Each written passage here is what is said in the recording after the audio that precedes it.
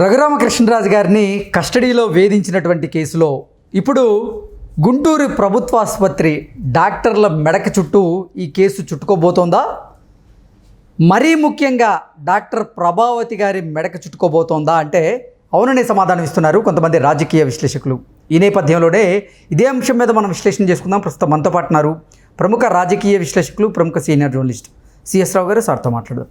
Sir నమస్తే. Sir నమస్తే. రఘురామకృష్ణరాజు గారిని కస్టడీలో వేధించినటువంటి కేసు ఇప్పుడు గుంటూరు ప్రభుత్వ ఆసుపత్రి వైద్యుల మెడకు చుట్టుకోబోతుందని, మరీ ముఖ్యంగా డాక్టర్ ప్రభావతి గారి మెడకు చుట్టుకోబోతోంది. ఈ కేసు నుంచి ఆవిడ తప్పించుకోవడం కష్టం అనేటువంటి వార్తలు వస్తూ ఉన్నాయి. వీటిని ఎలా చూడాలి సార్? చాలా సింపుల్గా విచారణ అధికారుల దగ్గర సిఐడికి అప్పచెప్పారు కదా ఆ కేసు. ప్రస్తుతం సిఐడిలో ఉన్నటువంటి విచారణ అధికారులు విచారిస్తున్నారు. విచారిస్తున్నటువంటి క్రమంలో ఇప్పుడు ఈ డాక్టర్ ప్రభావతి గారు మొత్తం పోసుకొచ్చినట్టు వాళ్ళకి చెప్పారు అనేది ఇన్ఫర్మేషన్. ఓకే. మొత్తం కీలకంగా మొత్తం ఆవిడే ఆ రోజు ఉన్నారు. ఎందుకంటే గుంటూరు మెడికల్ కాలేజీ గుంటూరు హాస్పిటల్కి సంబంధించి ఇన్ఛార్జ్గా ఆవిడే ఉన్నారు. అప్పుడు సూపరింటెండెంట్గా ఉన్నట్టున్నారు, ఆర్ఎంఓ. ఆవిడ థర్డ్ డిగ్రీ ప్రయోగించలేదు, ఎవ్రీథింగ్ ఓకే అని చెప్పి సర్టిఫికేట్లు ఇచ్చారు ఆవిడ. అవును.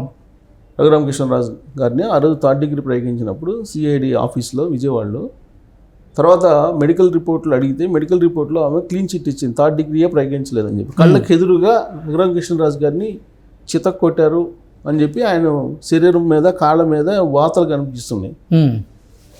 అదంతా కూడా షుగర్ వల్ల లేకపోతే హై బీపీ వల్ల వచ్చిందని చెప్పి సర్టిఫికేట్ ఇచ్చినటువంటి డాక్టర్ ఆవిడ. ఓకే. ఇప్పుడు విచారణలో ఆల్రెడీ విచారణ అధికారులు నిన్న వెళ్ళారు గుంటూరు హాస్పిటల్కి, గవర్నమెంట్ హాస్పిటల్కి వెళ్ళి ఆ రోజున ఎవరెవరు మొత్తం ఇన్ఛార్జి ప్రభావతి గారు ఉంటే ఆవిడ కింద పనిచేసిన వాళ్ళు ఉన్నారు కదా, వాళ్ళందరినీ విచారించారు. వాళ్ళందరి నుంచి ప్రభావతి గారి దగ్గరికి వెళ్ళారు.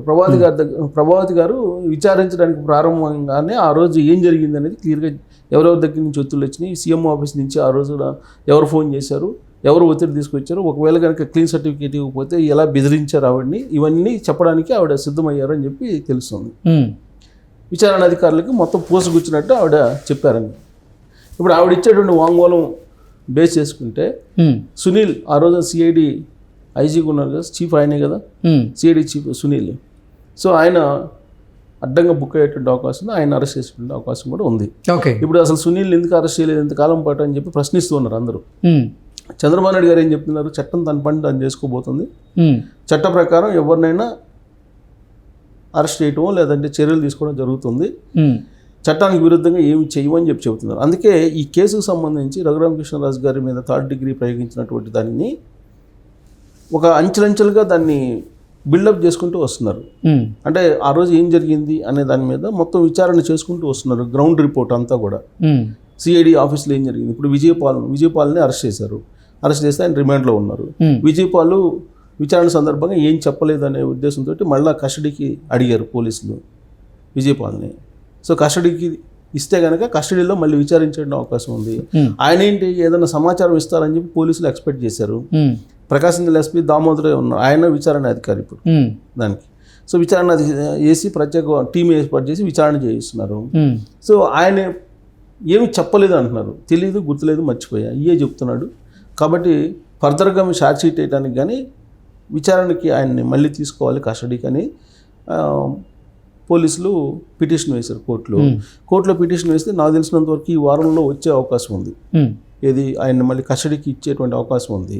కస్టడీకి ఇస్తే ఆయన ఇచ్చినటువంటి సమాచారం, ఆయనతో పాటు అసలు సర్టిఫికేట్లు డాక్టర్ ప్రభావతి గారు ఏమి ఇచ్చారు, డాక్టర్ ప్రభావతి గారు ఇచ్చినటువంటి సర్టిఫికేట్లకు భిన్నంగా ఆర్మీ హాస్పిటల్ ఇచ్చింది, Secunderabad army hospital. Third degree జరిగింది, థర్డ్ డిగ్రీ ప్రయోగించారు, ఆయన్ని కొట్టారు అని చెప్పి ఇచ్చారు.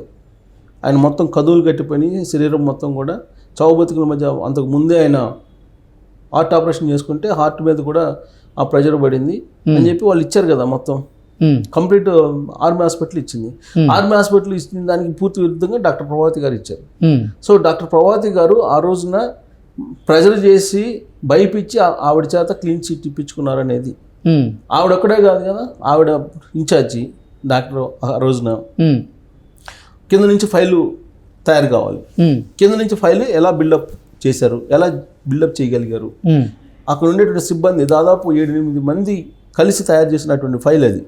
ఈ 7-8 మంది డాక్టర్లని నిన్న బుధవారం రోజున విచారించారు. ఈ విచారణ టీం విచారించినటువంటి సందర్భంగా వాళ్ళు ఇచ్చినటువంటి వాంగ్మూలం, వాళ్ళు ఇచ్చినటువంటి సమాచారాన్ని బట్టి చూస్తే కనుక సీఎంఓ ఆఫీస్ నుంచి మొత్తం ప్రెషరైజ్ చేశారు. సీఎంఓ ఆఫీస్ నుంచి మొత్తం మ్యానిపులేట్ చేశారు. ఆ రోజు ఇవ్వలేక ఉండనటువంటి పరిస్థితి, ఒకవేళ ఇవ్వకపోతే కనుక వాళ్ళ ప్రాణానికే ప్రమాదం అనేటువంటి యాంగిల్లో వాళ్ళు వాంగ్మూలం ఇచ్చినట్టు తెలుస్తుంది.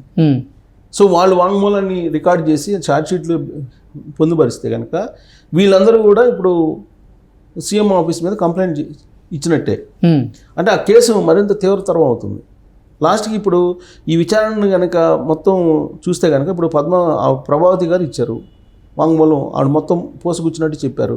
మరి ఎవరు సీఎం ఆఫీస్ నుంచి ఎవరు ఫోన్ చేశారు? నెక్స్ట్ అక్కడికి వెళ్తారుగా. అంటే ఆల్మోస్ట్ తాడేపల్లిని టచ్ చేయడానికి దగ్గరగా విచారణ వెళ్ళింది ఇప్పటి వరకు. ఆవిడ ఇచ్చినటువంటి వాంగ్మూలం విజయపాల్